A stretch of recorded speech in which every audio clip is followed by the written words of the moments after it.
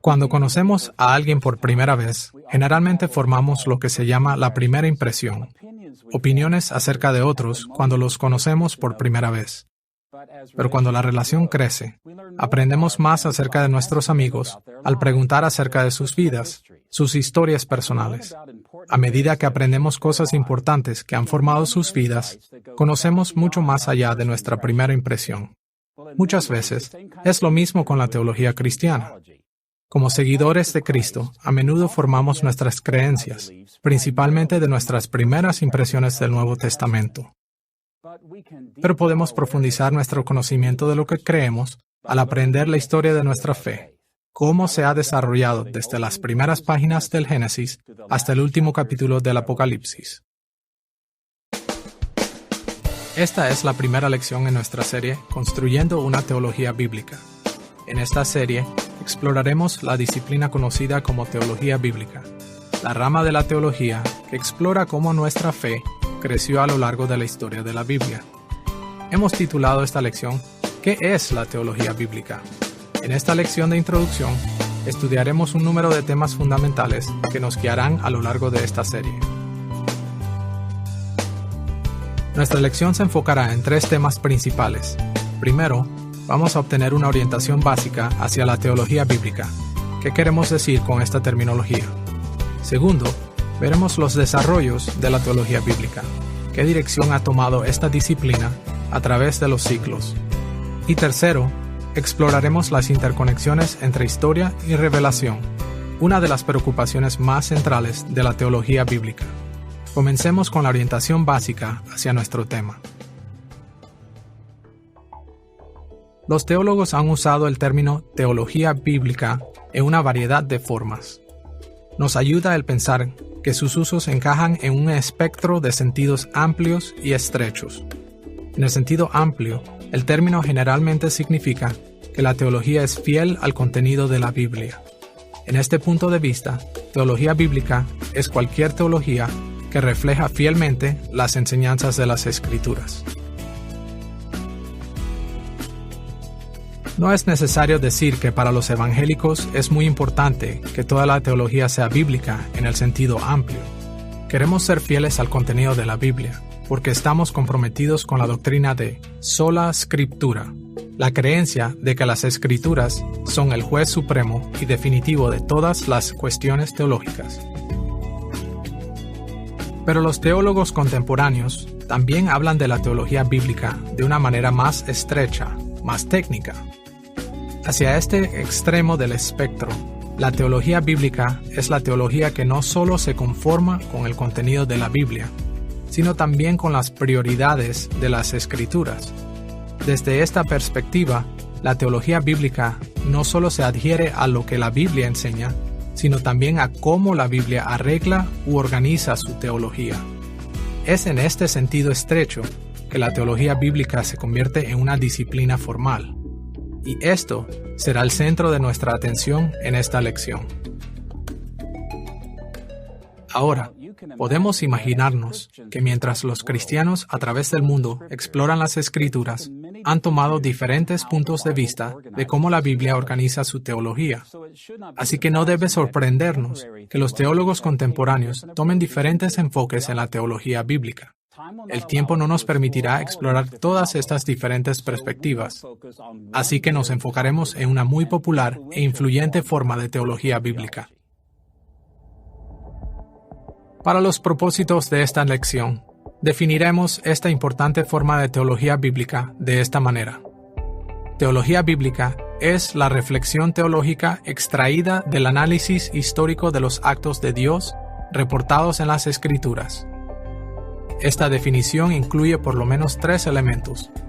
Primero, la teología bíblica está basada en una estrategia interpretativa hacia las Escrituras que llamaremos análisis histórico.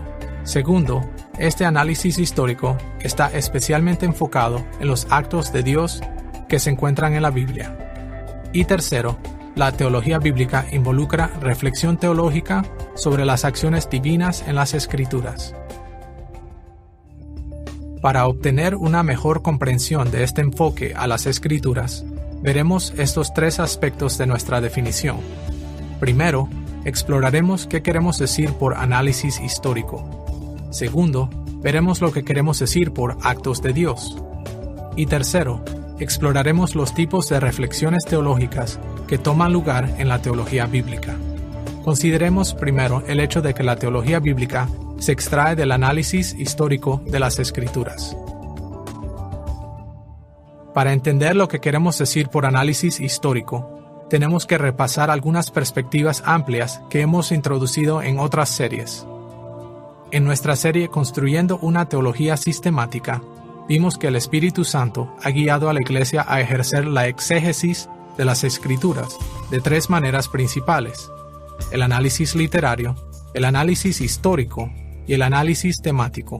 Como hemos dicho muchas veces, los cristianos siempre utilizan los tres enfoques en combinación uno con otro.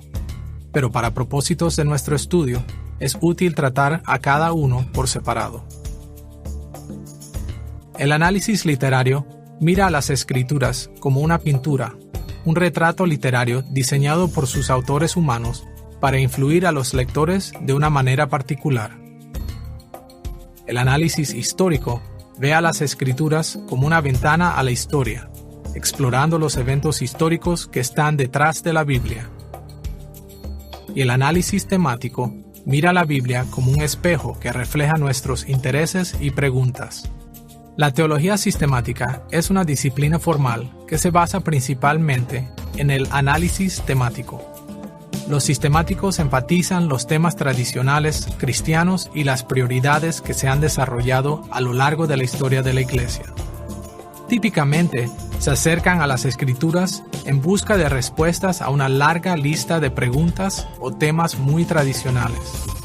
En contraste, la teología bíblica se acerca a las Escrituras primordialmente con un análisis histórico, viendo a la Biblia como una ventana que da acceso a la historia.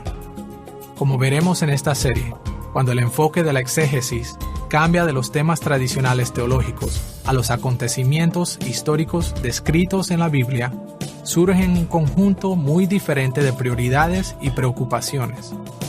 Aunque la sana teología bíblica no contradice con la sana teología sistemática, sí nos lleva a perspectivas teológicas muy diferentes.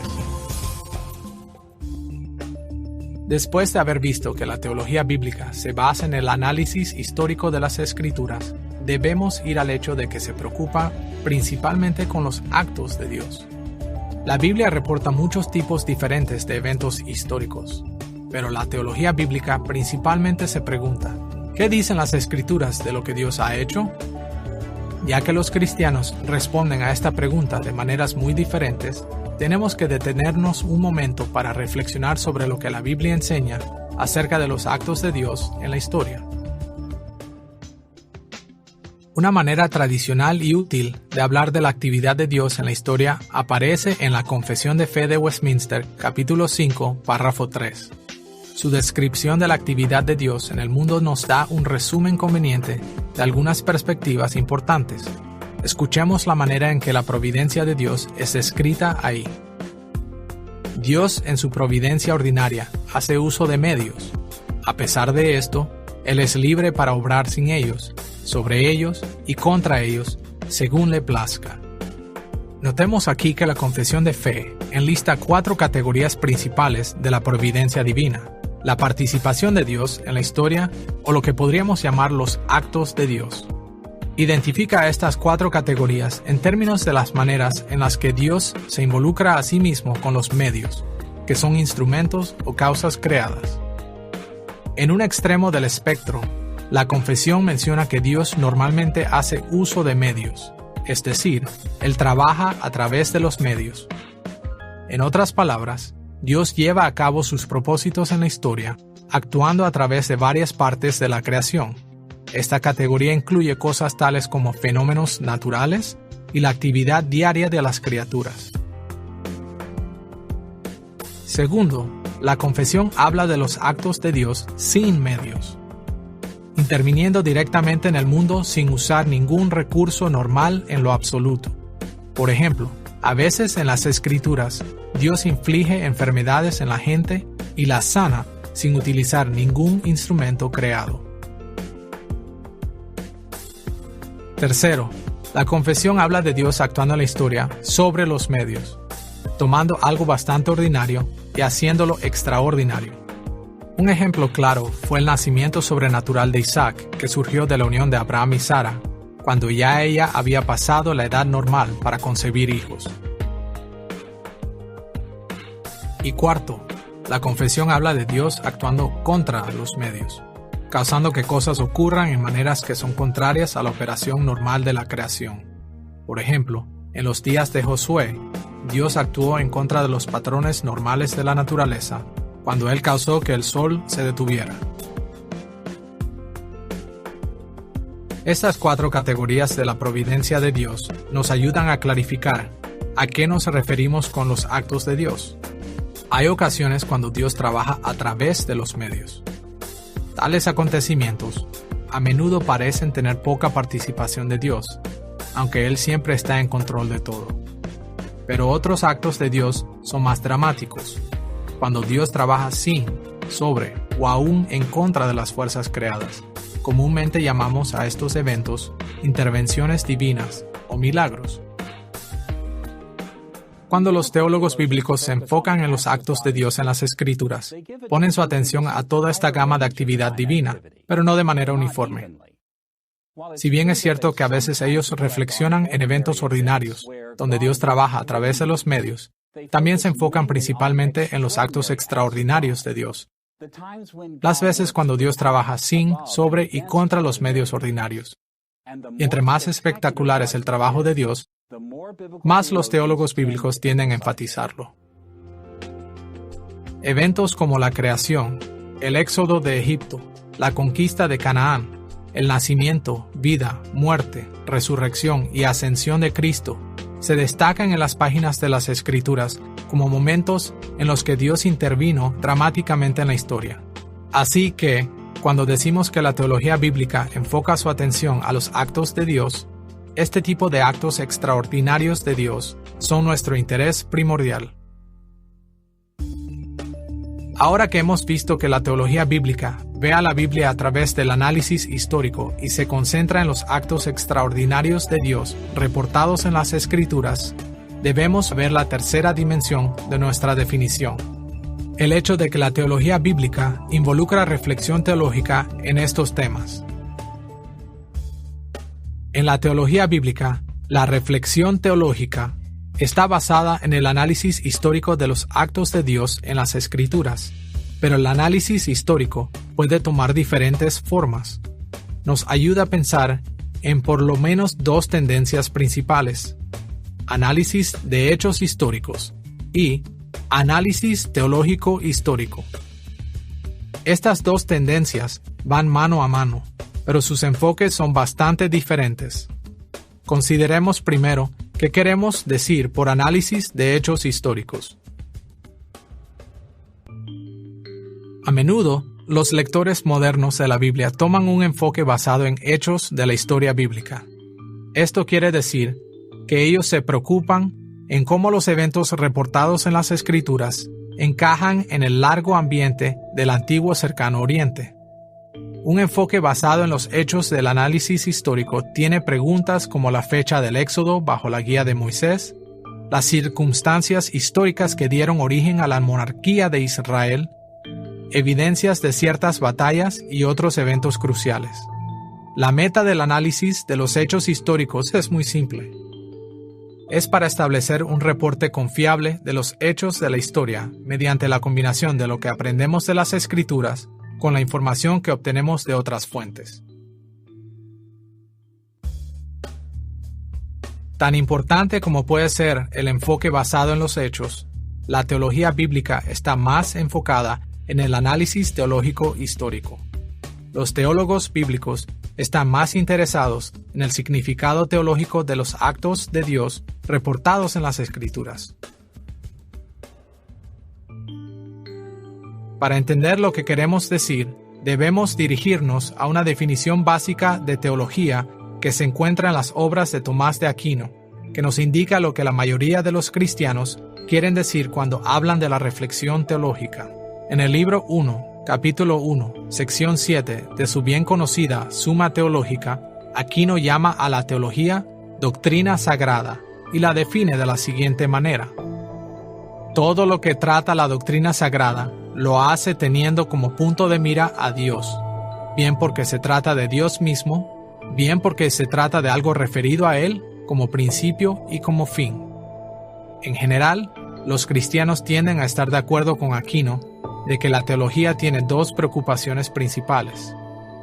Por un lado, un tema teológico es todo lo que se refiere directamente a Dios, y por el otro lado, un tema teológico es cualquier cosa que describe otros temas en relación con Dios. La primera categoría es lo que la teología tradicional llama teología propia, y la última categoría incluye asuntos tales como las doctrinas de la humanidad, el pecado, la salvación, la ética, la iglesia y cosas similares.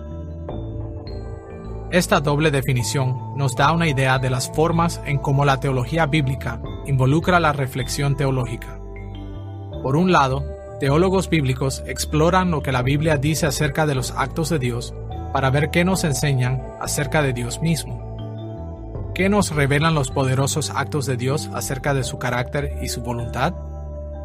Y por otro lado, la teología bíblica también se preocupa por otros temas relacionados con Dios: la raza humana, el pecado, la salvación y una serie de temas diversos. La teología bíblica nos abre el camino para mejorar y ampliar nuestro entendimiento de todos estos temas teológicos. Con esta orientación básica en mente, vayamos a nuestro segundo tema principal: los desarrollos que guían a la disciplina formal de la teología bíblica. ¿Cómo ocurrió? ¿Por qué los cristianos toman este enfoque de las Escrituras? Veremos dos dimensiones de estas preguntas. Primero, exploraremos algunos de los principales cambios culturales que fijaron el escenario para la teología bíblica. Y segundo, veremos la respuesta teológica de la Iglesia a estos cambios culturales. Veamos primero los cambios en la cultura que acompañaron el surgimiento de la teología bíblica.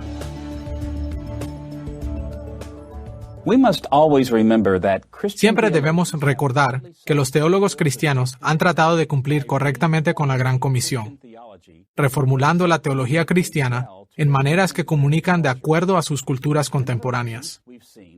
En otras lecciones, vimos que la teología sistemática surgió de los intentos de la Iglesia antigua y medieval de llevar la verdad de Cristo al mundo mediterráneo cuando era dominado por el neoplatonismo y por el aristotelismo. Mientras los cristianos se encontraban con los retos de estas filosofías, buscaban ser fieles a las Escrituras, pero también enfrentando los temas que surgieron a causa de estas perspectivas filosóficas. De la misma manera, la teología bíblica es en gran medida una respuesta a los cambios culturales que se remontan al iluminismo del siglo XVII. Esto no quiere decir que las preocupaciones de la teología bíblica eran totalmente nuevas o pertenecientes solo a la época moderna. Los cristianos siempre han explorado los actos de Dios registrados en las Escrituras, pero los cambios culturales importantes que han tomado lugar en la época moderna han guiado a los teólogos a enfatizar este interés histórico como nunca antes. En pocas palabras, la teología bíblica es una respuesta cristiana a un movimiento intelectual destacado en la época moderna, a menudo llamado historicismo moderno. En términos muy generales, el historicismo moderno es la creencia de que la historia es la clave para entendernos a nosotros mismos y al mundo que nos rodea. En este punto de vista, una comprensión adecuada de cualquier cosa solo puede ser adquirida al considerar el lugar que ocupa en la historia. Una de las figuras más conocidas del iluminismo que expresó este cambio cultural fue el filósofo alemán Georg Wilhelm Friedrich Hegel, quien vivió del año 1770 al año 1831. Hegel es mejor conocido por su propuesta de que todos los aspectos de la realidad están atrapados en patrones lógicos del progreso histórico conocidos como la dialéctica. El universo entero, pensaba él, fue tan ordenado por Dios que siguió un orden lógico histórico divino. Desde su punto de vista, entendemos cada elemento en el mundo mejor cuando lo vemos a la luz de este patrón racional histórico. Esta y otras formas de historicismo fueron prominentes en la época moderna por varias razones. Por ejemplo, avalanchas de descubrimientos arqueológicos alumbraron las culturas antiguas del mundo. La ciencia de la geología se convirtió en un esfuerzo para discernir la edad y el desarrollo de la Tierra, no solo para entender la forma en que se encuentra la Tierra en la actualidad. Incluso la biología se hizo histórica en su enfoque, cuando muchos biólogos comenzaron a ver su campo en términos de la evolución darwiniana, creyendo que esta era la forma en que la vida se desarrolló en nuestro planeta. Cambios similares hacia el historicismo moderno tomaron lugar en casi todas las disciplinas académicas, incluyendo la teología. Todo en la vida se pensaba que era entendido más a fondo cuando se evaluaba en función del flujo de la historia. Con el énfasis del historicismo moderno en mente, debemos dirigir nuestra atención hacia las maneras en que los teólogos cristianos respondieron a estos cambios culturales. ¿Qué efecto tuvo el historicismo en las maneras en que los cristianos abordaron la teología, especialmente las maneras en las que interpretaron la Biblia? El historicismo ha tenido un sinfín de efectos en la teología cristiana moderna, pero en esta lección estamos particularmente interesados en cómo dio a luz a la teología bíblica. Obviamente, la teología bíblica refleja el interés de la cultura occidental moderna en la historia, pero como veremos, algunos teólogos han adoptado el historicismo en maneras que comprometen creencias esenciales del cristianismo, mientras que otros han incorporado valiosos puntos de vista del historicismo en maneras que han mantenido e incluso mejorado nuestro entendimiento de la fe cristiana. Por esta razón, trazaremos dos direcciones principales que se han adoptado en la disciplina de la teología bíblica.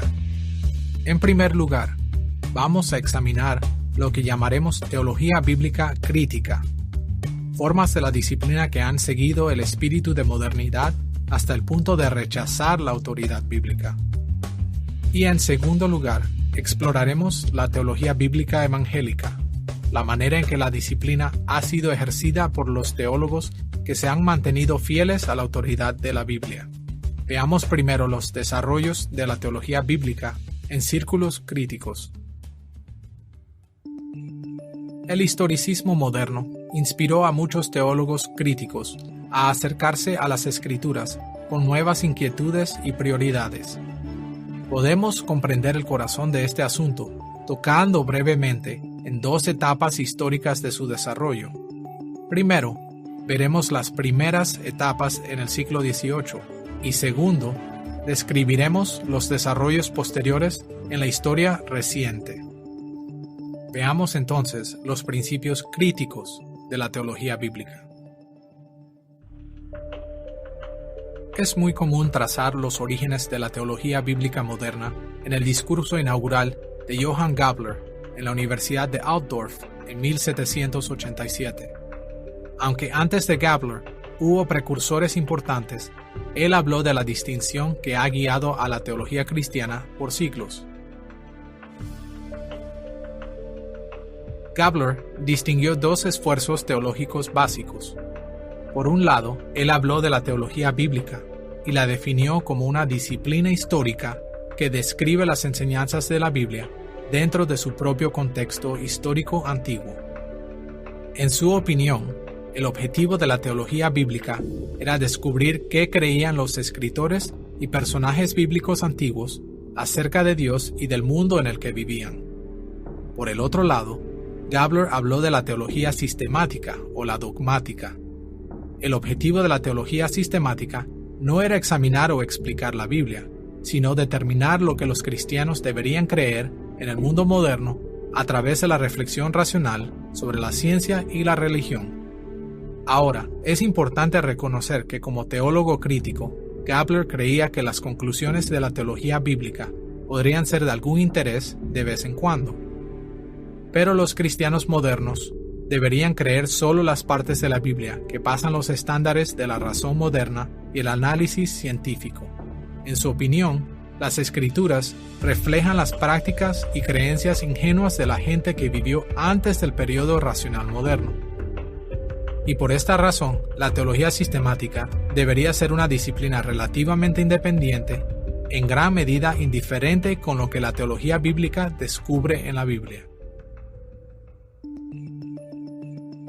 La distinción de Gabler entre la teología bíblica y la sistemática establece las directrices para los teólogos críticos que han continuado aún en nuestros días.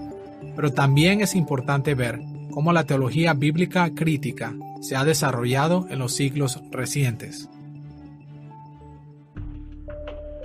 Una característica de la teología bíblica crítica en los siglos recientes ha sido la creciente convicción que las afirmaciones históricas de la Biblia son muy poco fiables en su totalidad.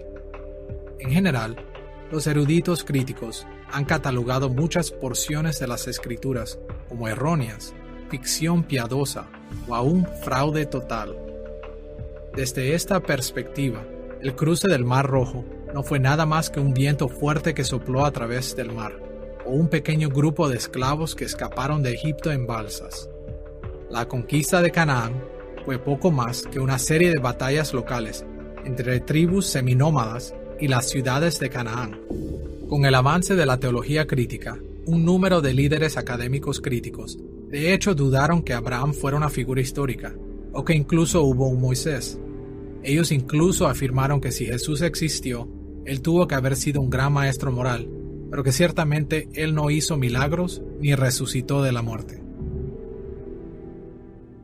Ahora, podemos imaginar que fue cada vez más difícil para los teólogos críticos formar su teología sistemática basada en las Escrituras. Podríamos haber esperado que dejaran a un lado la teología bíblica, ya que ellos pensaban que la Biblia estaba plagada de historias engañosas. Y esto ha sido la reacción de muchos en la época moderna. Pero el campo de la teología bíblica no murió cuando los teólogos críticos rechazaron la autoridad de la Biblia, sino que ellos encontraron otras maneras de usar las Escrituras para la teología contemporánea. En lugar de tratar a la Biblia como verdad histórica, ellos comenzaron a observar a las Escrituras como expresiones de sentimientos religiosos antiguos presentados como afirmaciones históricas, y exploraron cómo estos sentimientos y experiencias religiosas antiguas pudieran ser de utilidad para los cristianos modernos. G. Ernest Wright, un prominente teólogo bíblico del siglo XX, expresó este punto de vista cuando definió la teología bíblica en su libro El Dios que actúa. La teología bíblica, por lo tanto, debe ser definida como la confesión recitada de los actos de Dios en una historia particular, junto con el énfasis obtenido de ello. Notemos lo que Wright dijo aquí. Primero, en su opinión, la teología bíblica se enfoca en los actos de Dios. Pero Wright tuvo un sentido muy especial al hablar de los actos de Dios. En lugar de enfocarse en cómo los eventos realmente pasaron, Wright insistió en que la teología bíblica debe preocuparse por la confesión recitada de los actos de Dios encontrados en libros como la Biblia. En segundo lugar, Wright también creía que la teología bíblica debería preocuparse por el énfasis obtenido de la confesión recitada de los actos de Dios en las Escrituras.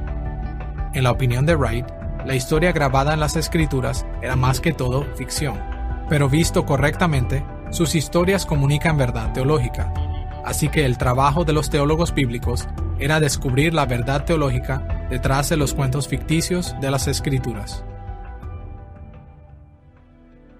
Este enfoque en la teología bíblica crítica encaja bien con la distinción que se hizo común en la teología moderna.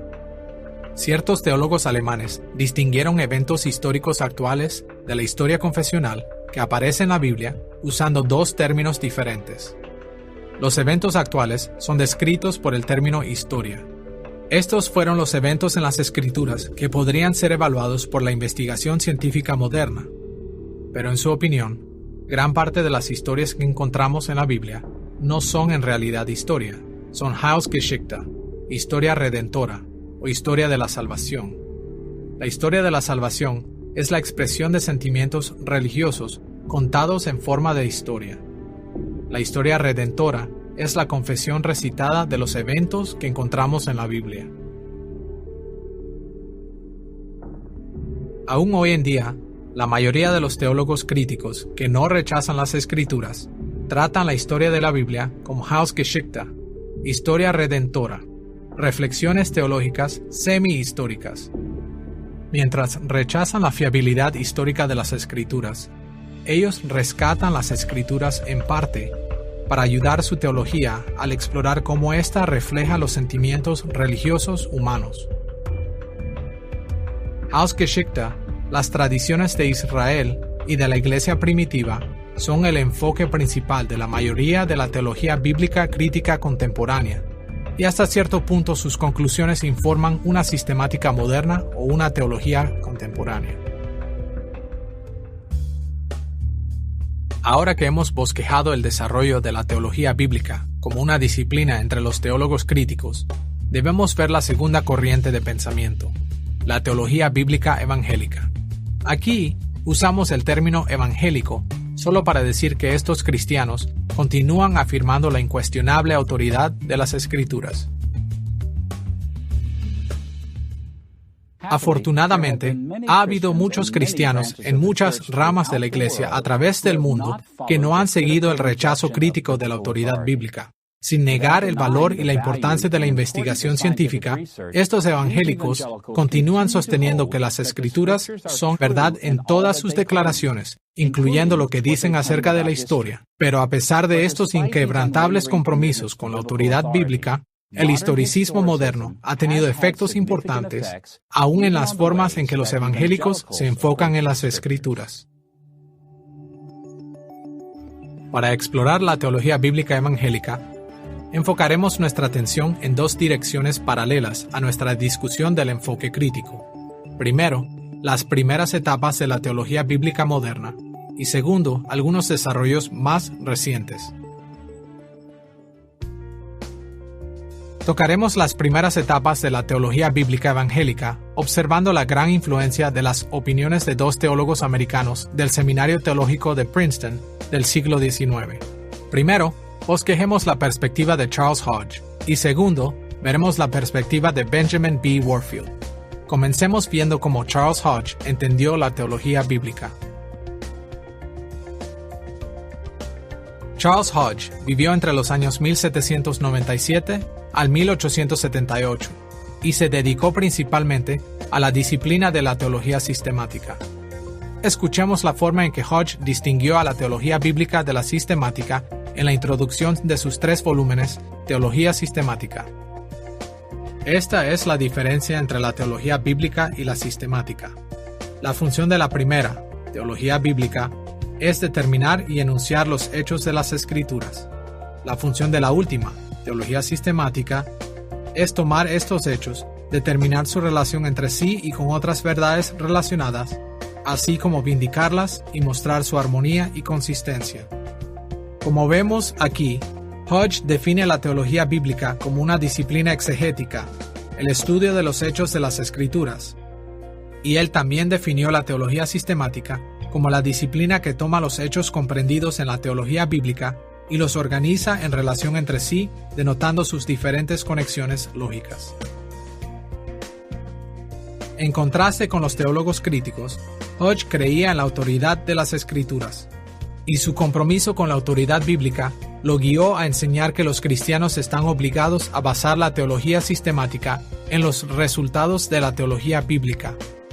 En lugar de rechazar selectivamente esta o aquella parte de las Escrituras y aceptar otras, Hodge insistió que la teología sistemática debe someterse a todos los descubrimientos que la teología bíblica hizo en las Escrituras, colocándolos en un orden lógico. Aunque muchas de las perspectivas de Hodge han seguido influyendo a los evangélicos mucho después de su muerte, un cambio importante tomó lugar en la teología bíblica evangélica bajo la influencia de uno de sus sucesores, Benjamin B. Warfield, quien vivió entre los años 1851 al 1921. Su experiencia en los estudios bíblicos lo capacitaron para hacer contribuciones importantes al concepto evangélico de la teología bíblica. Escuchemos la manera en la que Warfield habló de la unión o la organización de la teología en la Biblia en su influyente artículo La idea de la teología sistemática. En la quinta parte de su artículo, él escribió estas palabras: La teología sistemática no es una unión o una organización lógica de los datos teológicos dispersos proporcionados por el proceso exegético, sino es la combinación de los datos ya unidos o lógicamente dispuestos impartidos por la teología bíblica. Obtenemos nuestra más verdadera teología sistemática no al trabajar juntas a la vez nuestras declaraciones dogmáticas separadas en las Escrituras, sino por la combinación de ellas en su debido orden y proporción tal y como están en las diversas teologías de las Escrituras. En este pasaje, Warfield dijo por lo menos 3 puntos importantes. Primero, la teología sistemática no debe estar unida u organizada de forma separada o desconectada de las declaraciones encontradas en la Biblia. Antes de Warfield, los evangélicos tendían a tratar a la Biblia como un recurso para las proposiciones de la teología sistemática, y ellos organizaron estas proposiciones de acuerdo a los patrones tradicionales de la teología sistemática. Las enseñanzas bíblicas fueron resumidas en formas que las trataban como datos sin procesar, pero Warfield señaló que las enseñanzas de las Escrituras ya estaban organizadas lógicamente en la Biblia misma. La Biblia no es una colección desorganizada de proposiciones, sino que tiene su propia organización lógica y sus propias perspectivas teológicas. Segundo, desde el punto de vista de Warfield, no solo hay una forma en que la teología está organizada en las Escrituras. Para estar seguros, la Biblia nunca se contradice a sí misma. Todas sus enseñanzas están armonizadas.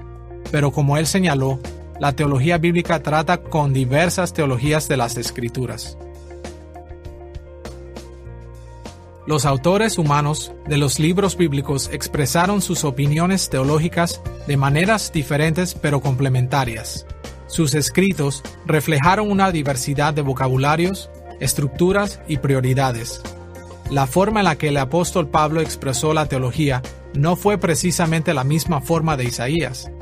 Mateo expresó teología con diferentes términos, énfasis y perspectivas que Moisés.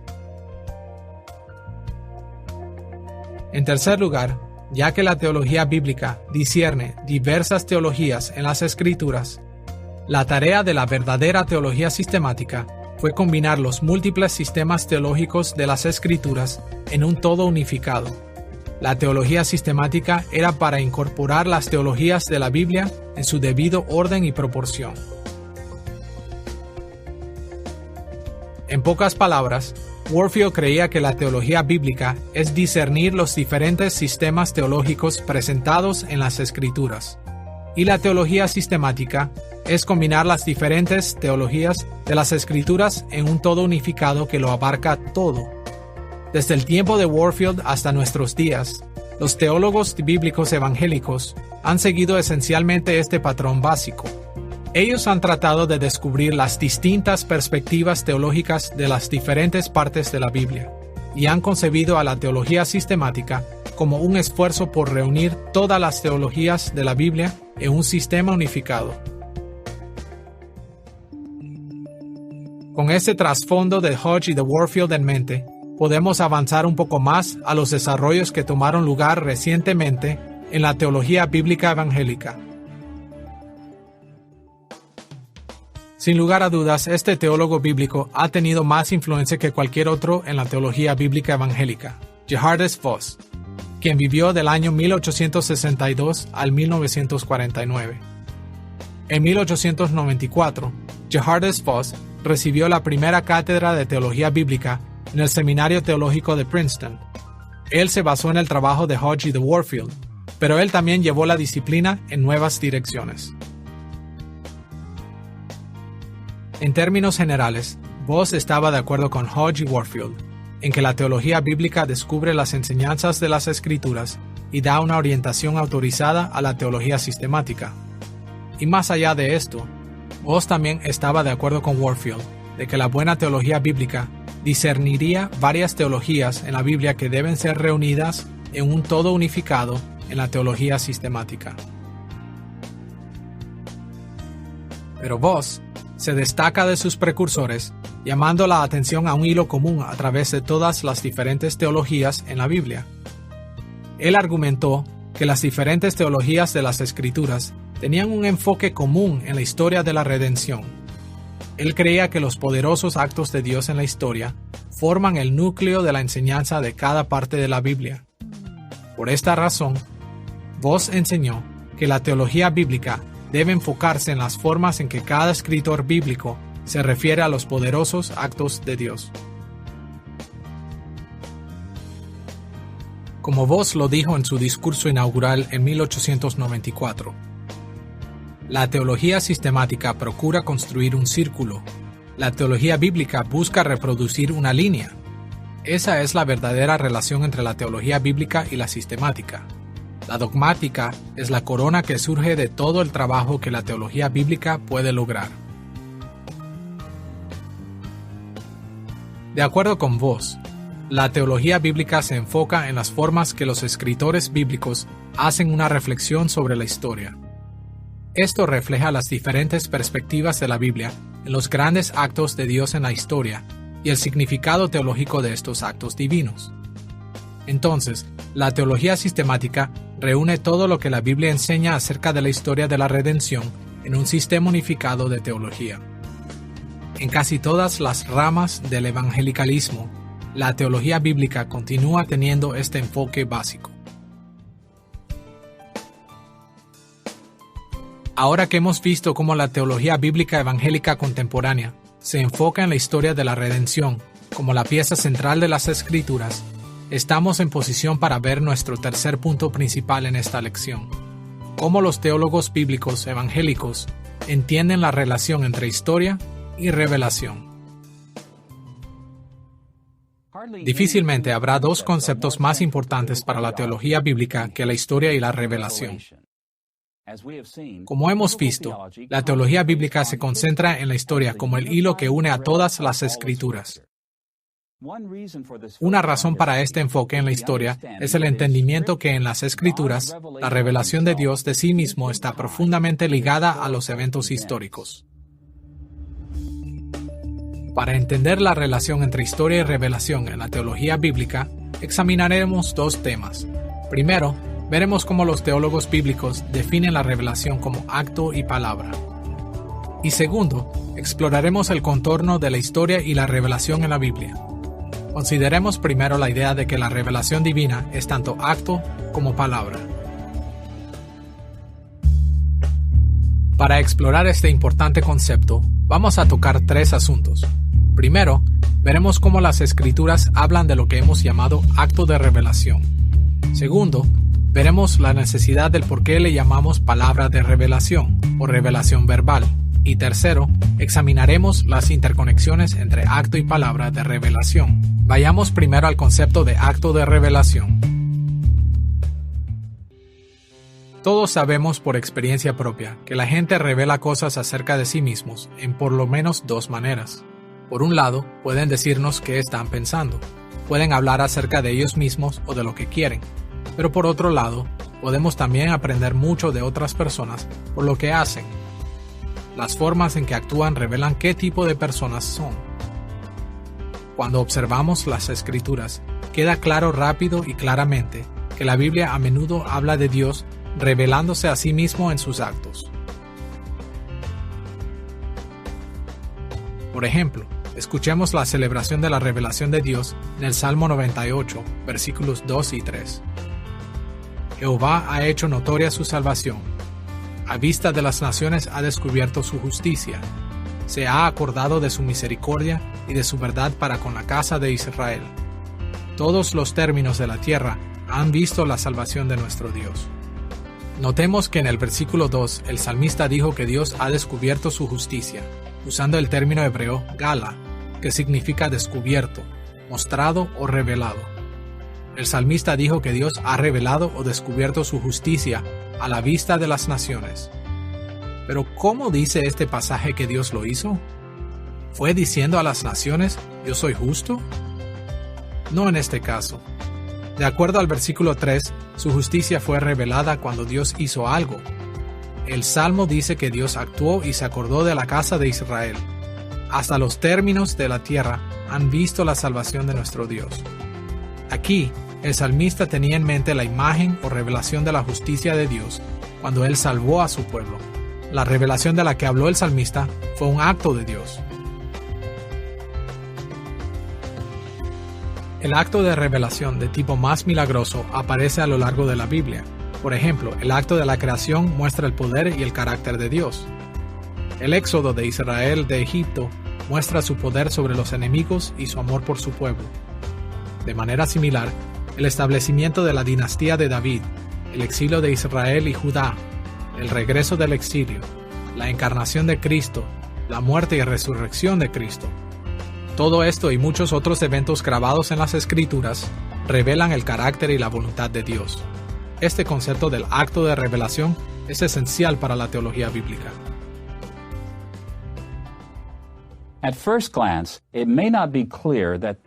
A primera vista, puede no estar claro que este cambio hacia el acto de revelación tiene efectos muy importantes en la teología cristiana.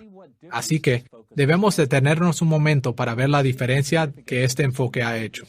Una forma de ver el significado de este enfoque histórico moderno es considerar la doctrina de la teología propia, el concepto de Dios mismo, y ver cómo la teología sistemática y la teología bíblica abordan este tema. Consideremos por un momento cómo el Catecismo Menor de Westminster, que representa una perspectiva tradicional de la teología sistemática, nos enseña a ver a Dios. El Catecismo Menor, pregunta 4, dice así: ¿qué es Dios? Y responde de esta manera: Dios es un espíritu, infinito, eterno e inmutable en su ser, sabiduría, poder, santidad, justicia, bondad y verdad.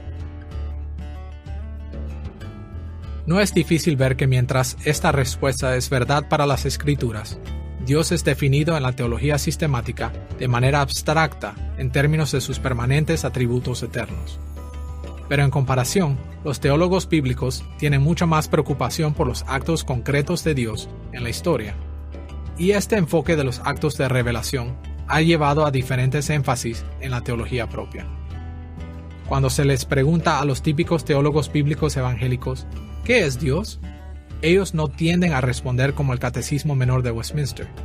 Ahora, ellos no están en desacuerdo con esta opinión, pero su énfasis es mucho más histórico. Los teólogos bíblicos están mucho más propensos a decir algo como: Dios es quien liberó a Israel de la esclavitud de Egipto. Dios es quien juzgó a Israel en el exilio. O pueden decir: Dios es quien envió a su Hijo al mundo. Cualquiera que sea el caso, más que pensar en Dios primeramente en términos de sus atributos eternos, los teólogos bíblicos piensan en Dios principalmente en términos de lo que Él ha hecho en la historia. Y lo que es verdad en la teología propia se extiende a cada aspecto de la teología bíblica.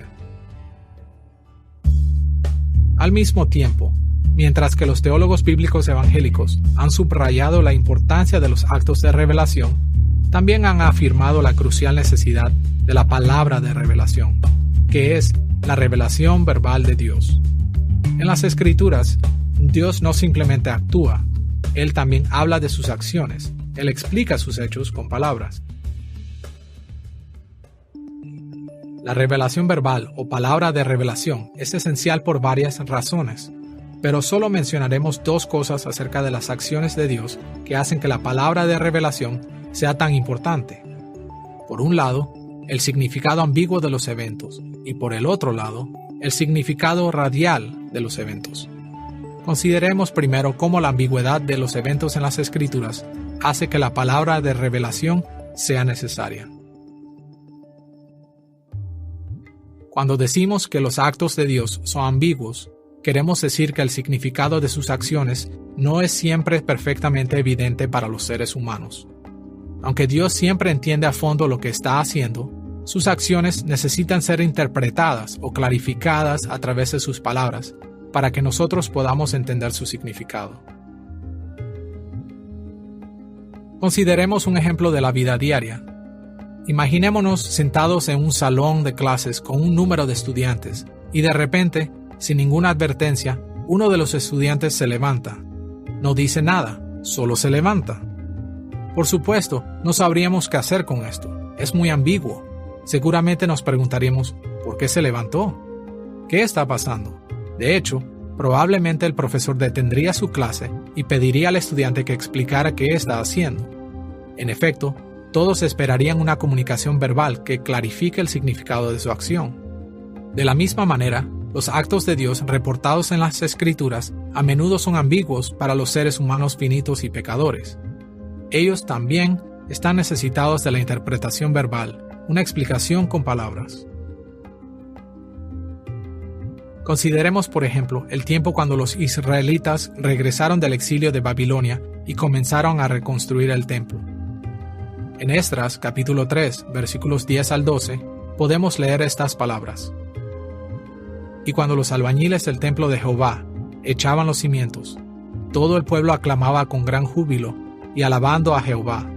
Muchos de los sacerdotes, de los levitas y de los jefes de casas paternas, ancianos que habían visto la casa primera, viendo echar los cimientos de esta casa, lloraban en alta voz, mientras muchos otros daban grandes gritos de alegría. Aquí vemos un evento en la historia bíblica, un poderoso acto de Dios en la colocación de los cimientos del templo, después de que Israel regresó del exilio. Pero este evento fue muy ambiguo para aquellos que lo presenciaron.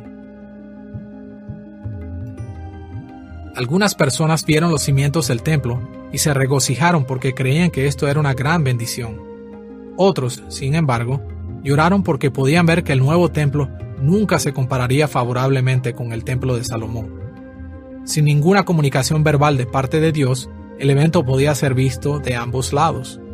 Es por eso que el libro de Esdras invierte tanto tiempo explicando la verdadera importancia de la construcción del templo después del exilio.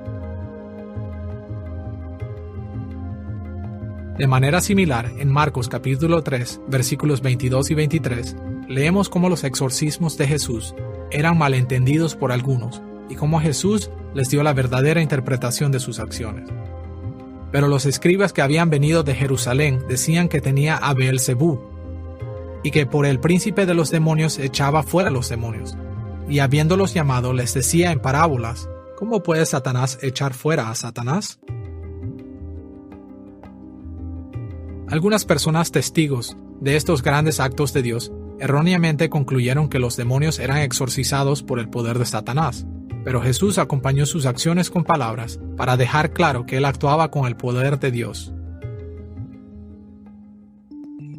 La ambigüedad de los actos de Dios grabados en las Escrituras ayuda a explicar por qué la palabra de revelación regularmente acompaña a los actos de revelación. La revelación verbal de Dios explica los eventos para clarificar su verdadero significado.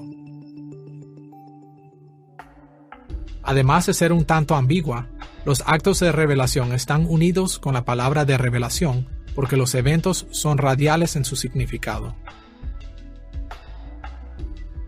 En muchos aspectos, un evento en la Biblia es como una piedra arrojada en un estanque. Sabemos lo que pasa. Ondas de agua salen en todas las direcciones, tocando todo lo que flota en la superficie del estanque.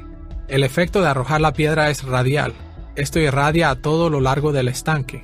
Los eventos en las Escrituras son radiales en su significado. Tomemos por ejemplo el caso de Israel al cruzar el Mar Rojo. Todos sabemos que las Escrituras explican que esto fue la liberación que Dios dio a su pueblo de la esclavitud de los egipcios. Pero también sabemos que la interrupción de las aguas del Mar Rojo tiene también otros innumerables significados. Por ejemplo, probablemente afectó la vida marina en el área y por lo tanto interrumpe la industria pesquera local. Esta consecuencia pudiera no parecernos importante hoy día, pero fue importante para el pueblo que vivió en el área en ese tiempo. Más que eso, el ahogamiento del ejército egipcio tuvo toda clase de significados para los egipcios. Esposas que perdieron a sus esposos, niños que perdieron a sus padres. Es difícil imaginar el innumerable impacto de este evento. Cuando nos damos cuenta que eventos como el cruce del Mar Rojo tuvo un significado radial, la pregunta que queda es esta: ¿cuál de todos estos significados debe ser nuestro enfoque? ¿Cuál significado es el más importante al tratar de entender eventos en las Escrituras? La respuesta es muy simple. Dios ha revelado a través de la palabra de revelación el significado más importante que Él quiere que su pueblo entienda. Aparte de la interpretación verbal de Dios de sus acciones, no podríamos saber cómo encontrar las implicaciones teológicas propias de los poderosos hechos de Dios. Después de haber visto que los actos y la palabra de revelación se acompañan una a la otra en las Escrituras, debemos voltear nuestra atención a las maneras en que estas dos formas de revelación se interconectan. ¿De qué manera los actos y la palabra de revelación se asocian una con otra en la teología bíblica? Para nuestros propósitos, hablaremos de estas asociaciones en términos de tres tipos de palabra de revelación. Primero, la palabra de revelación prospectiva, esto es, palabras que preceden a los eventos que ellas explican. Segundo, la palabra de revelación simultánea, o palabras que son dadas al mismo tiempo que los eventos que ellas explican.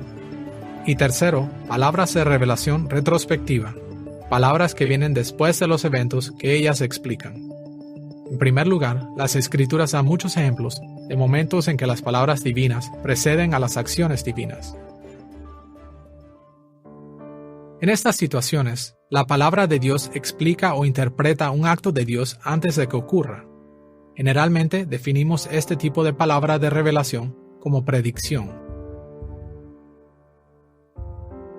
Algunas veces, la palabra de revelación prospectiva de Dios habló de eventos próximos y generalmente a la gente que atestiguaba este evento directa o indirectamente. Por ejemplo, en Éxodo capítulo 3, versículos 7 y 8, antes de que Moisés fuera a Egipto a liberar al pueblo de Israel, Dios le dijo lo que iba a suceder. Dijo luego Jehová: Bien he visto la aflicción de mi pueblo que está en Egipto, y he oído su clamor a causa de sus exactores, pues he conocido sus angustias, y he descendido para librarlos de manos de los egipcios, y sacarlos de aquella tierra a una tierra buena y ancha, a tierra que fluye leche y miel. Las palabras de Dios para Moisés anticiparon lo que Dios iba a hacer en Egipto. Fueron prospectivas, prediciendo el significado de un futuro acto de Dios. Al oír estas palabras, Moisés tenía que prepararse a sí mismo para ver su trabajo en Egipto de una manera particular. Él iba a ser el instrumento de Dios para la liberación de Israel. Sus próximos esfuerzos en Egipto no fueron simples eventos humanos. Él no reduciría su ministerio a nada menos que lo que actualmente era, un poderoso acto de Dios a través del cual Israel sería llevado a las bendiciones de la tierra prometida. En otras ocasiones, la palabra de revelación prospectiva de Dios habló de eventos en un futuro distante, tan distante que quienes escucharon primeramente sus palabras no experimentaron el evento. En estos casos, la palabra de revelación vino mucho tiempo antes que el acto de revelación. Por ejemplo, el profeta Isaías habló de la venida del gran Mesías de esta manera en Isaías capítulo 9, versículos 6 y 7. Porque un niño nos es nacido, hijo nos es dado, y el principado sobre su hombro, y se llamará su nombre admirable, consejero, Dios fuerte, Padre eterno, príncipe de paz. Lo dilatado de su imperio y la paz no tendrán límite. Aquí, Isaías habló del Hijo real quien gobernaría sobre el pueblo de Dios y extendería su reino sin fin. Él habló de Jesús, el Mesías, pero estas palabras fueron dichas por lo menos 700 años antes de Cristo. Estas palabras dieron esperanza al pueblo de Dios en los días de Isaías, pero las personas que primero escucharon esta palabra de revelación nunca vieron la acción divina a la que se refería.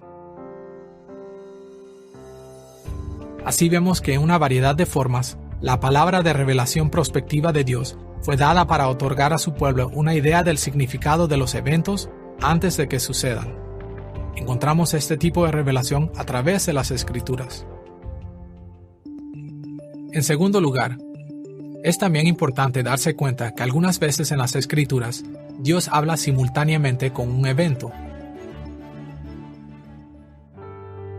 Ahora, por supuesto, las palabras y acciones de Dios en las Escrituras rara vez ocurren precisamente al mismo tiempo, pero Dios a menudo habla de un tiempo suficientemente cercano al evento como para considerarlo simultáneo.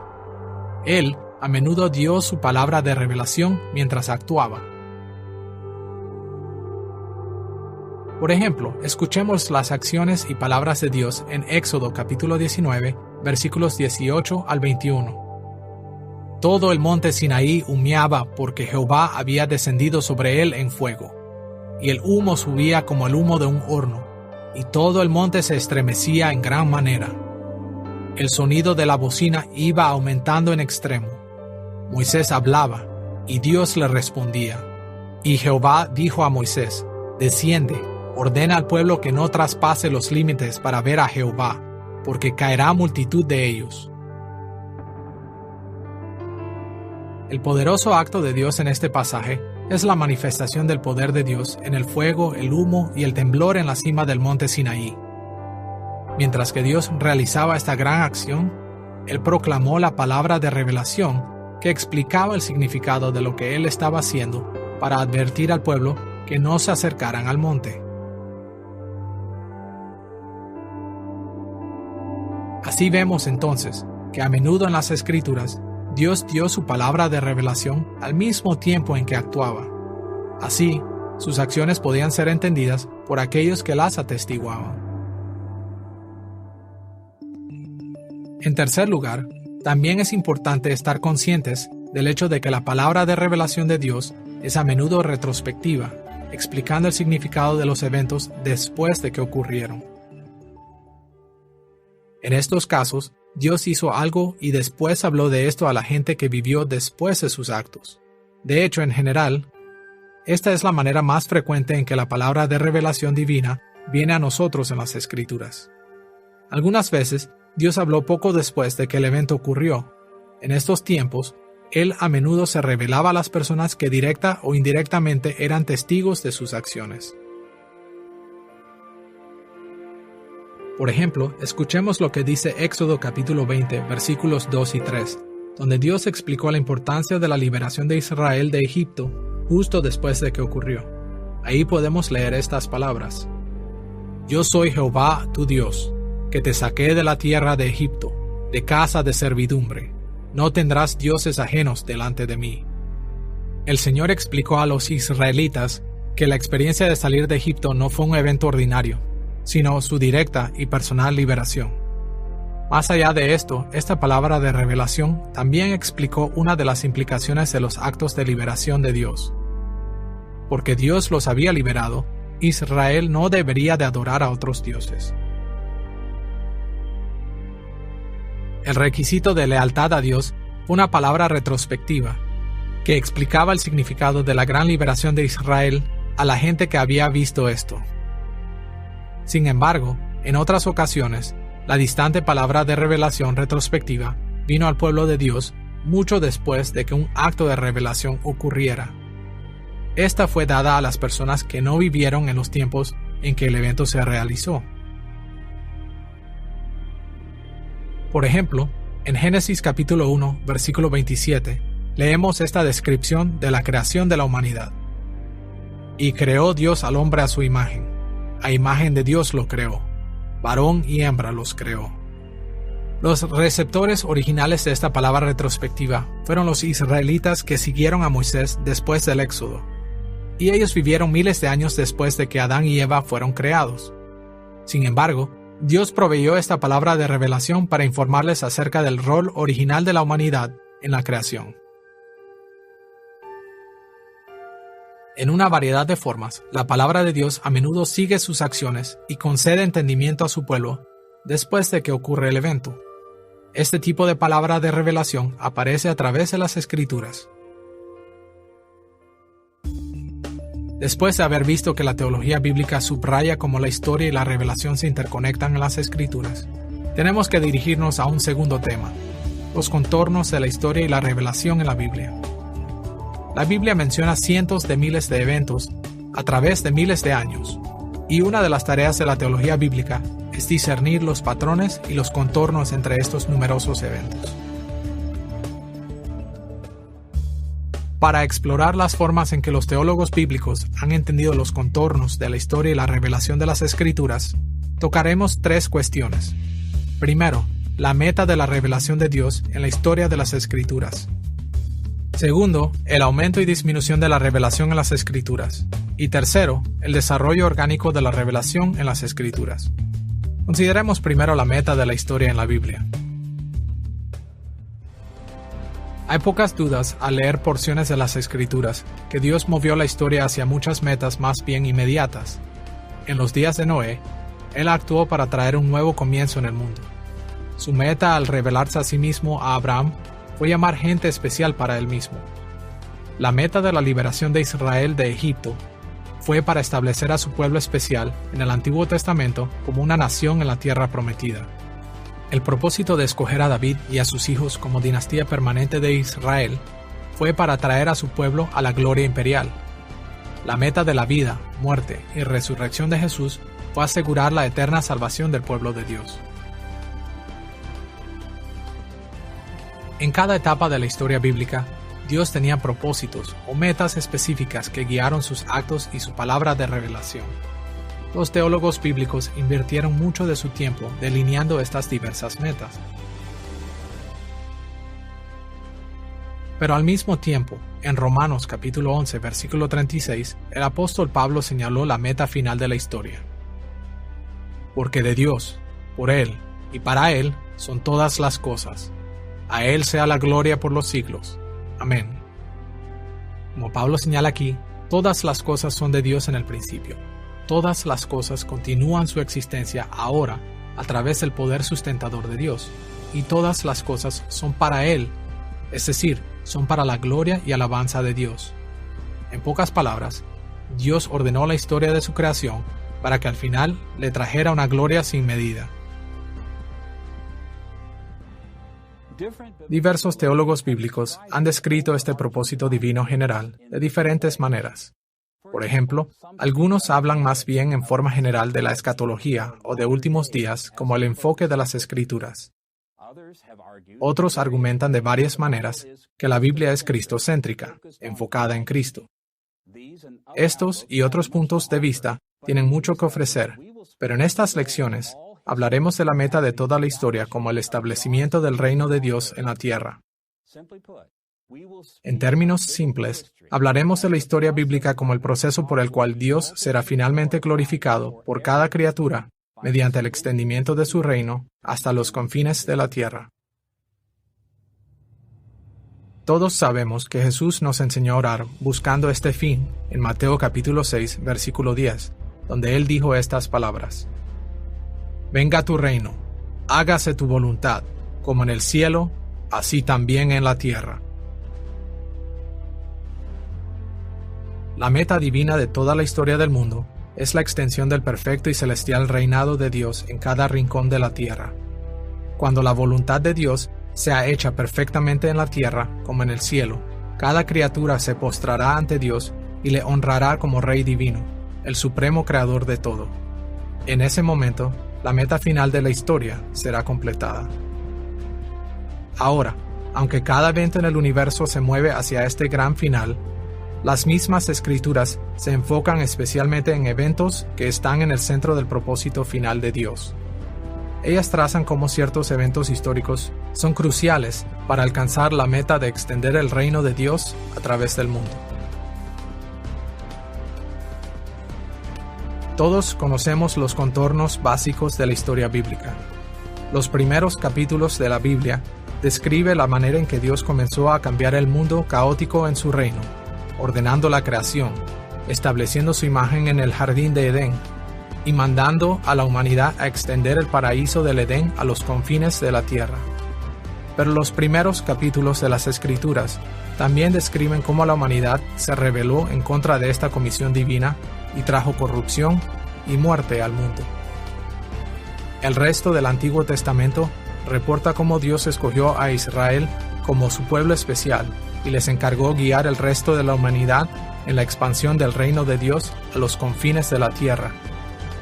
Como el Antiguo Testamento nos dice, Dios cumplió mucho a través de Israel, pero Israel también falló miserablemente. A pesar de estos fracasos, Dios no abandonó su gran propósito. Como el Nuevo Testamento revela, Dios envió a su Hijo eterno al mundo. A través de su muerte, Dios rectificó las fallas del pasado y redimió a un pueblo para sí mismo de todas las naciones de la tierra. Y a través de la resurrección y ascensión de Cristo, el ministerio del Espíritu Santo a través de su cuerpo, la Iglesia, y de su regreso glorioso, Cristo está completando la tarea original dada a la humanidad. Como podemos leer en Apocalipsis capítulo 11, versículo 15, Cristo es aclamado como aquel que traerá el reino de Dios a la tierra como es en el cielo. Los reinos del mundo han venido a ser de nuestro Señor y de su Cristo, y Él reinará por los siglos de los siglos. En este acercamiento a la teología bíblica, cada evento en la historia bíblica es parte de este gran esquema. La gran variedad de acciones divinas, grandes y pequeñas, ordinarias y extraordinarias, encontradas a través de la Biblia, encuentran su culminación en el trabajo de Cristo, quien traerá la gloria total a Dios a través del establecimiento de su reino en los cielos nuevos y la tierra nueva. Mientras que la meta de la historia bíblica es dar gloria a Dios estableciendo su reino mundial en Cristo, necesitamos tocar una segunda dimensión del contorno de la historia bíblica, el aumento y disminución de los actos y la palabra de revelación de Dios. Tal vez usted ha estado en la playa y ha visto cómo la marea entra a tierra. No es difícil darse cuenta de que a medida que la marea se mueve hacia adelante, no lo hace en un solo movimiento suave. Es progresivo. El avance de la marea se lleva a cabo a medida que las olas aumentan y disminuyen. De manera similar, la teología bíblica evangélica ha enfatizado que Dios ha movido la historia hacia la meta de su glorioso reino en olas de sus actos y su palabra de revelación. Aunque Dios providencialmente controla su mundo en todo tiempo, hay momentos en la historia cuando Él actúa y habla más dramáticamente que en otras ocasiones. Y como resultado, la revelación en la historia bíblica aumenta y disminuye, incluso a medida que avanza a su destino final. Por esta razón, ayuda el pensar en términos de los actos y la palabra de revelación de Dios de dos maneras: aquellos tiempos que tal vez se caracterizaron como puntos bajos de la revelación divina, y aquellos tiempos que tal vez se caracterizaron como puntos altos de revelación. Por un lado, a través de la Biblia, hay tiempos de disminución en los actos divinos y la palabra de revelación, o lo que podríamos llamar puntos bajos en la historia. Por ejemplo, escuchemos la forma en que el escritor de Samuel describió los primeros días de la vida de Samuel en 1 de Samuel, capítulo 3, versículo 1. El joven Samuel ministraba a Jehová en presencia de Elí, y la palabra de Jehová escaseaba en aquellos días. No había visión con frecuencia. La revelación fue escasa en los días de infancia de Samuel. Por causa del pecado del pueblo, Dios se apartó de ellos por un tiempo, haciendo relativamente poco a su favor y rara vez les hablaba. Quizás el ejemplo más dramático de los puntos bajos de la historia bíblica es el tiempo entre el Antiguo Testamento y el Nuevo Testamento, entre Malaquías y Juan el Bautista, cuando la tierra de Israel estuvo bajo el dominio de potencias extranjeras. Durante este periodo intertestamental, Israel estuvo bajo la severa maldición de Dios y no se movió de manera espectacular a favor de su pueblo, ni tampoco le habló mucho. Por el otro lado, como olas rompiendo la marea que sube, hay puntos altos en la historia bíblica cuando los actos y la palabra de revelación de Dios se incrementó dramáticamente. En estos tiempos, Dios hizo cosas espectaculares y le reveló tanto a su pueblo que de hecho llevó a su reino a nuevas etapas de desarrollo. Por ejemplo, a pesar de que la revelación era escasa en los primeros años de Samuel, a medida que Samuel creció, Dios comenzó a actuar dramáticamente y a revelar su voluntad una vez más a su pueblo. A través del ministerio de Samuel, Dios incrementó sus actos y su palabra de revelación para que la historia se moviera al periodo de la monarquía de Israel, en los días de la dinastía de David. De la misma manera, el punto más bajo entre el Antiguo y el Nuevo Testamento fue seguido por la más grande revelación de Dios en la historia del mundo, la vida de Juan el Bautista, la primera venida de Cristo y la gran palabra de revelación que Cristo y sus apóstoles nos dieron. Estos poderosos actos de Dios trajeron la historia bíblica a la etapa que ahora nosotros conocemos como el periodo del Nuevo Testamento. El incremento de las acciones divinas y las palabras en la historia son particularmente importantes en la teología bíblica, porque estos fueron tiempos cuando Dios trajo su reino a nuevas etapas o épocas. Grandes eventos como el diluvio, el llamado de Abraham, la liberación de Israel de Egipto, el establecimiento de la monarquía, el exilio de Israel y Judá, la restauración del exilio, el ministerio terrenal de Cristo y el derramamiento del Espíritu Santo. Estos eventos marcaron los tiempos cuando el reino de Dios en la tierra llegó a nuevas etapas de desarrollo. Por esta razón, en la teología bíblica evangélica, es muy común dividir la historia bíblica en varias eras o épocas. Al darnos cuenta de que el aumento y disminución de la revelación de Dios divide a la historia bíblica en periodos o épocas, surge una pregunta muy seria. ¿Cómo están estas diferentes etapas de la historia conectadas una con otra? En pocas palabras, la teología bíblica ha insistido en la naturaleza orgánica de la historia en las Escrituras. Todo el que conoce el cristianismo evangélico contemporáneo sabe que muchos cristianos hoy en día creen que las etapas de la historia bíblica están fundamentalmente desconectadas. Desde este punto de vista, los periodos de tiempo en las Escrituras tienen muy poco que ver entre sí, especialmente los periodos del Antiguo Testamento y el Nuevo Testamento. Ahora, tan popular como este enfoque sea hoy, la teología bíblica ha demostrado que los desarrollos de la historia bíblica fueron orgánicamente unificados. El término orgánico sirve como una metáfora para indicar que la historia de la Biblia es como un organismo en crecimiento, cuyo crecimiento no puede ser totalmente segmentado o separado en piezas. Desde este punto de vista, la fe de la Biblia a menudo es comparada con una semilla que es plantada en las primeras etapas de la historia bíblica, y poco a poco crece a través del Antiguo Testamento, y finalmente alcanza la madurez en el Nuevo Testamento. Los cambios que toman lugar entre un periodo y otro son vistos como crecimiento o maduración. Este crecimiento se da en forma desigual, mientras que el incremento de los actos y palabras de revelación mueven la historia hacia nuevas épocas, así como las plantas y animales crecen más rápidamente en ciertos tiempos que en otros.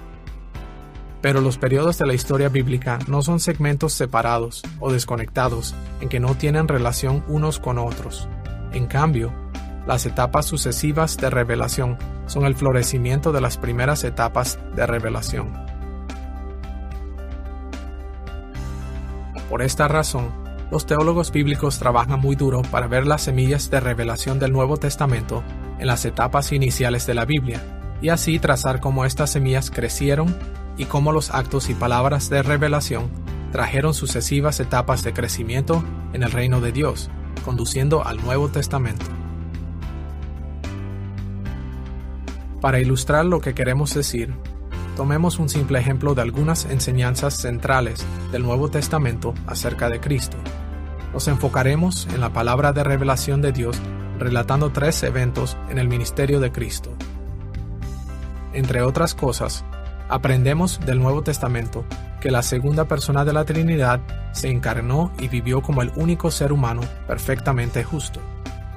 El Nuevo Testamento enseña que la muerte de Jesús, su resurrección y ascensión aseguraron la redención de su pueblo al pagar por sus pecados, trayéndoles vida nueva y garantizándoles el don del Espíritu Santo.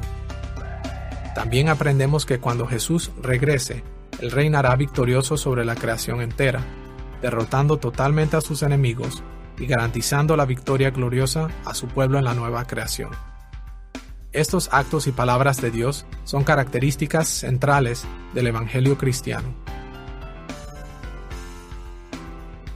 Tan maravilloso como es saber y creer estas cosas acerca de Jesús, nuestro entendimiento de lo que Dios ha hecho en Cristo puede ser aumentado cuando entendemos que estos temas del Nuevo Testamento de hecho crecieron orgánicamente a través de las Escrituras. Para ver cómo esto es cierto, brevemente destacaremos algunas de las formas en que la revelación del Antiguo Testamento ha florecido o madurado en lo que Dios ha cumplido en Cristo.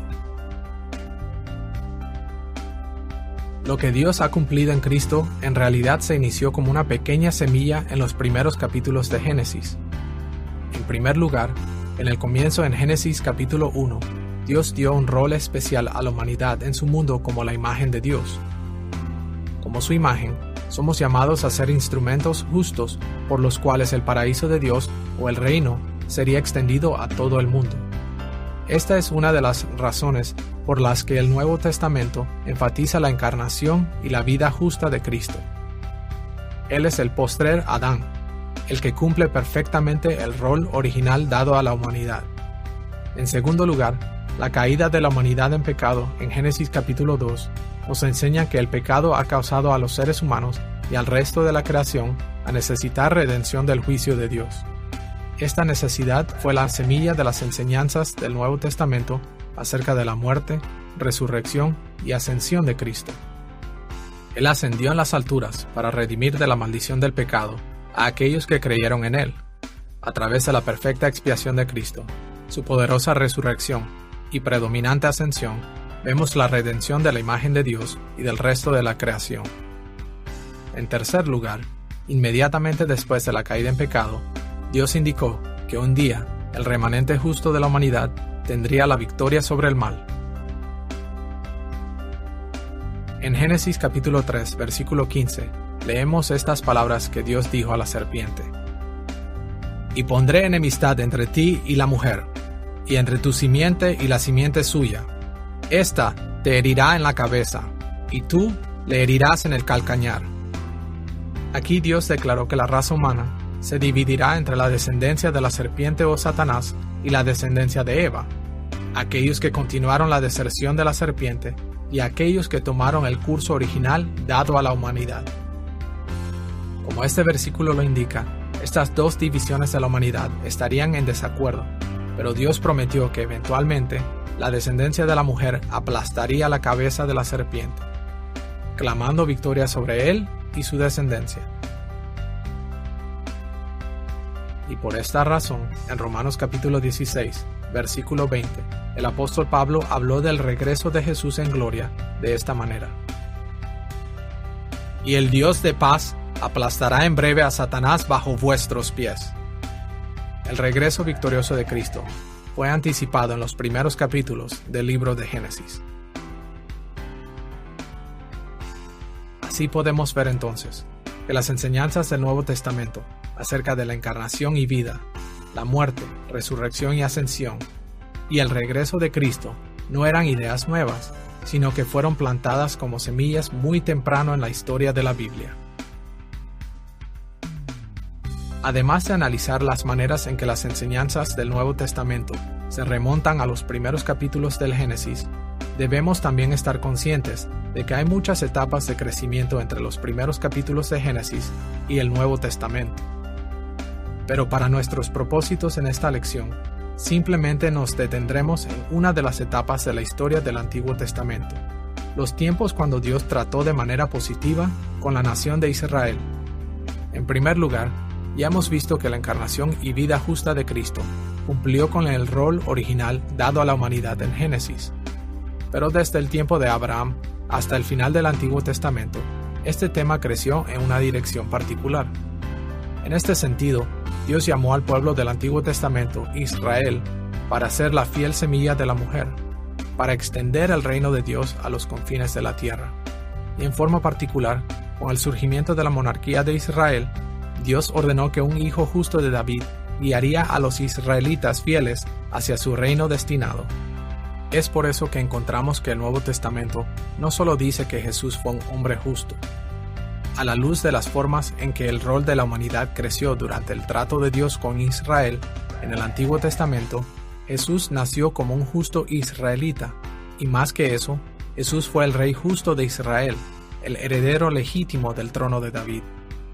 La representación del Nuevo Testamento de la encarnación y vida de Cristo no solo cumple con la comisión original dada a Adán, sino que también cumple más allá del desarrollo de esta comisión en el Antiguo Testamento relacionado con el pueblo de Israel y su rey.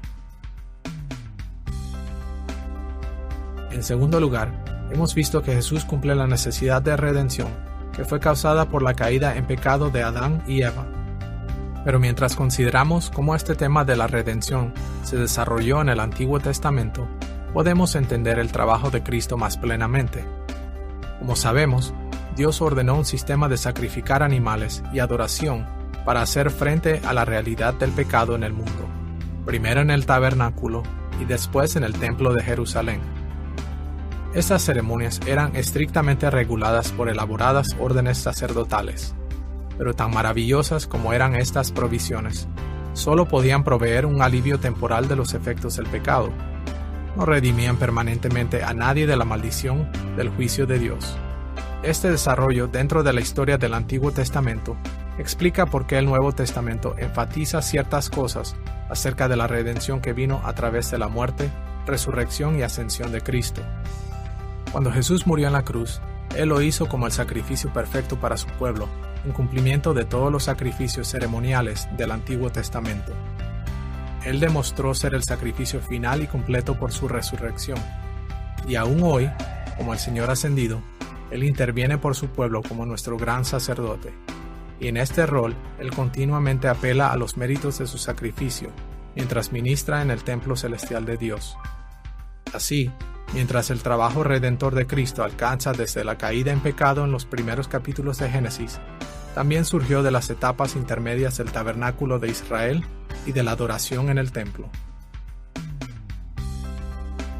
En tercer lugar, las enseñanzas del Nuevo Testamento acerca de la gloriosa victoria final en el regreso de Cristo también surgieron de las interacciones entre Dios y su pueblo Israel. Cuando Dios llamó a Israel para ser su pueblo justo y especial, Él los llamó para vivir en victoria como la semilla de la mujer. Las naciones gentiles que siguieron los caminos de Satanás se opusieron y perturbaron a Israel por todos lados durante el Antiguo Testamento. Pero Dios prometió victoria final para el Israel del Antiguo Testamento, mientras éste fielmente extendiera el reino de Dios. Por esta razón, no nos debe sorprender que el Nuevo Testamento describa la victoria final en Cristo en los cielos nuevos y la tierra nueva como la llegada de la Nueva Jerusalén, a medida que el Evangelio es proclamado, y tanto judíos como gentiles se rinden a Jesús, el Cristo. Él construye su iglesia en un solo cuerpo y los guía hacia el prometido, final y eterno estado de victoria gloriosa. De este ejemplo, podemos ver cómo la teología bíblica ve la historia de las Escrituras como una creciente pero unificada historia orgánica. Cada etapa de la historia se basa en la revelación de las etapas anteriores y anticipa el cumplimiento final del reino de Dios en Cristo. A medida que continuemos con esta serie, veremos que esta opinión orgánica de los actos divinos y la palabra de revelación es destacada una y otra vez en la teología bíblica. En esta lección hemos tomado nuestra primera vista a la teología bíblica. Hemos ganado una orientación básica en este campo de estudio, observando cómo se acerca a las Escrituras con este análisis histórico de los actos de Dios. También hemos visto cómo la disciplina formal de la teología bíblica se ha desarrollado a través de los siglos. Y finalmente exploramos el enfoque central en la historia y la revelación.